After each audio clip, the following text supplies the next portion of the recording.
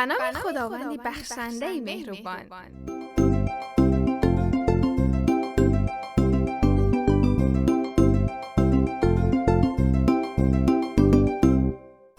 سلام علیکم بچه های عزیز. نغزت، سازت، سلامتیتان خوب است؟ امیدوارم حالتان مثل همیشه خوب باشد و همیشه شاد و خندان باشید.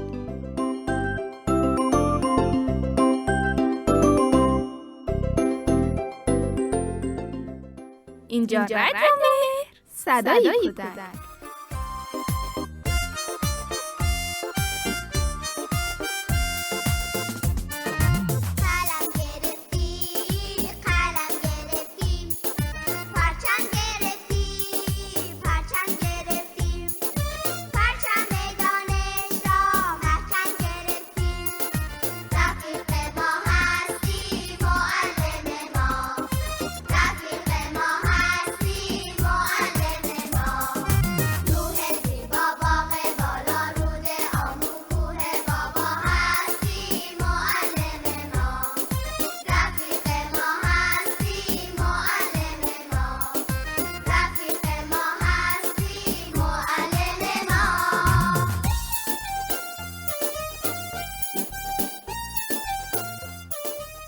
من شهنازه هستم.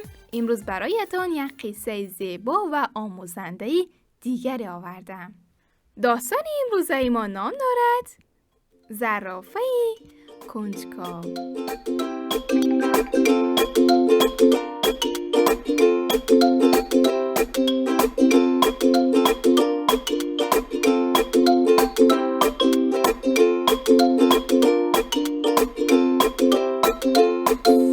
در یک جنگلی سرسبز و زیبا همه حیوان‌ها با صلح و آرامش و شاد و خرسند در کناری هم زندگی می‌کردند. تا اینکه زرافه به جنگل آمد. زرافه خیلی قد بلند و گردن دراز بود. او بسیاری وقتها دیگر حیوان‌ها را عصبی و ناراحت می‌کرد. چون او تنها حیوانی بود که در جنگل خبرچینی میکرد و به کارهای دیگران دخالت میکرد. از همه بدتر این بود که زرافه به خاطر قدی بلند و گردنی خمیدش از تیره‌زه و خانه‌های حیوانهای دیگر نگاه میکرد و به حرفهایشان گوش میداد. با این کاری زرافه حیوان‌های زیاده از اون ناراحت و اذیت می‌شدند. یک روز همه حیوان‌ها جمع شدند و تصمیم گرفتند که به زرافه درسی بدهند. یک روز شیر که رئیس همه حیوان‌ها بود فرمان داد تا دوستش خرس به خانه‌ای که بیرون از جنگل دارد برود. او هم به خانه‌اش رفته خانه‌اش را تمیز و مرتب کرد.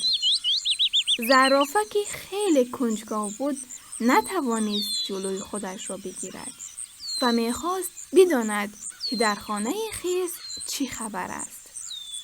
یک شب آهسته روی نوک پنجه‌هایش راه رفت و خودش را به نزد خانه خرس رساند. از تیره‌زه اتاق خواب داخل خانه را نگاه کرد. تیره‌زه باز بود و زرافه سرش را به داخل خانه درآورد. خرس از اتاق بیرون برآمد و وارد دیگر اتاق شد. زرافه گردن درازش را بیشتر به داخل خانه کرد تا ببیند خرس کجا می رود. داخل خانه تاریک بود و زرافه نمی توانست همه جا را خوب ببیند. اما زرافه با گردنی درازش خرس را تعقیب می کرد و بعد یک اتاق دیگر و دوباره اتاق دیگر تا اینکه زرافه دیگر نمی توانست خرس را تعقیب کند. چون گردنش بیشتر از آن دراز نمی شد. گردن زرافه به هم پیچیده بود و در اتاقها در مانده بود. سپس همه حیوانها به خانه خرس آمدند تا به زرافه بگویند که چقدر از رفتارهای کنجکاوانه او ناراحت و غمگین هستند. با او کمک کردند. زرافه گردنش را بیرون آورد. زرافه خیلی خجالت کشید و عذرخواهی کرد.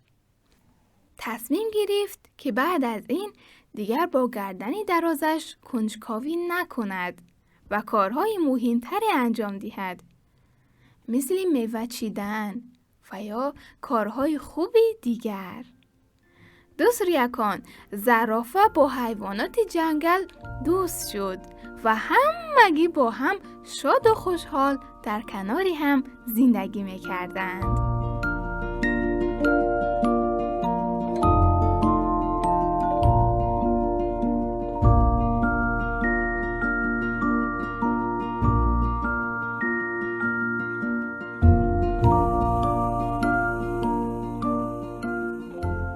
بله بچه های نازنین، این بود قصه امروزی ما.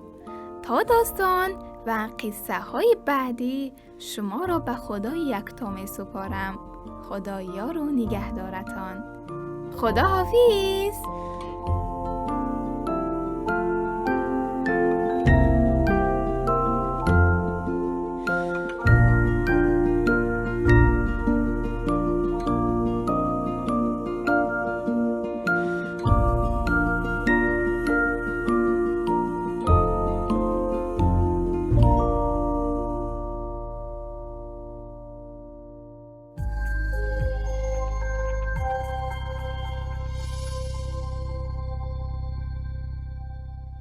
برای دریافت پادکست هایی بیشتر و برنامه های متنوعی رادیو مهر، ارمغان امید و آینده می توانید با واتساپ ما با شماره +90 531 623 0676 پیام دهید و با ما در ارتباط باشید.